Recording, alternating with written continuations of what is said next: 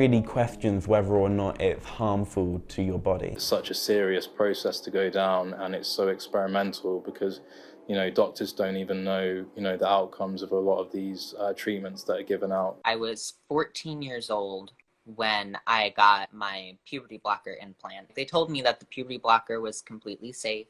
After I was on it for a while, it like castrates you, stop developing, including mentally and emotionally, which I didn't know. And it was like being frozen in like a child's body. Puberty blockers are drugs that specifically short-circuit the pituitary signaling to the ovaries or the testicles, essentially stopping the physiology of puberty, which is a very necessary part of human development. It's expected that the outcome is to result in lifelong sterility. So you're taking away a child's fertility at an age when they really don't have an understanding of what they're giving up.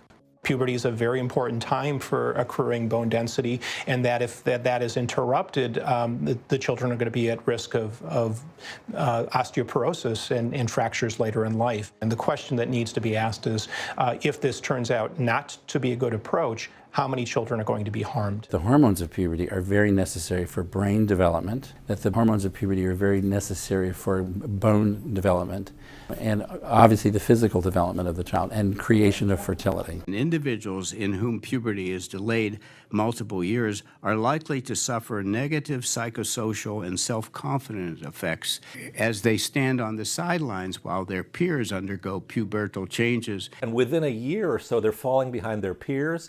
They're not growing skeletally, they're not maturing intellectually, and now they can look at themselves and go, wow, I really don't look like everybody else. There is something wrong with my body. And after 1 year on puberty blockers, there were a lot of things that the children got worse in several respects.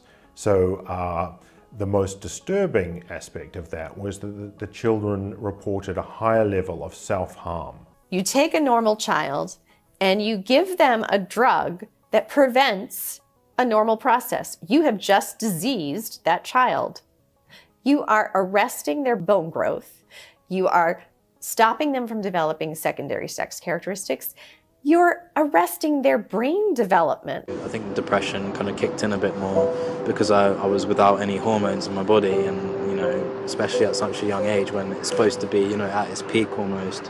That's, yeah, very detrimental. They'll say it's buying time, it's completely reversible.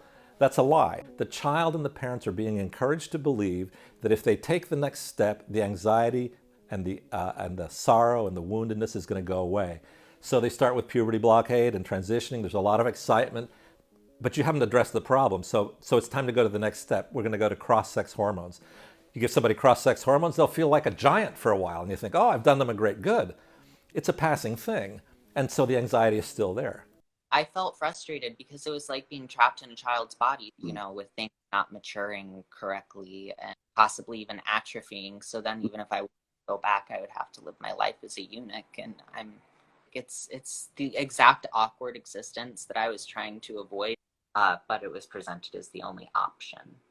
It's very important for parents to know little kids can present with extreme gender dysphoria, but that doesn't mean they're all going to grow up to continue to have gender dysphoria. If you look at children, we use a fancy term, desistance, but just means how many of these kids will grow out of it as they've studied it.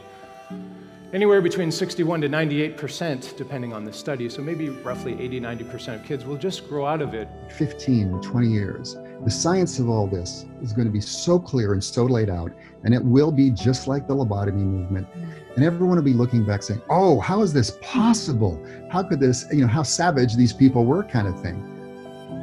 But until then, there are lives to be rescued. We will know about this in 20 or 30 years, and we will have a population of thousands and thousands of medically damaged human beings, all because of an ideology that's being pushed without any science behind it.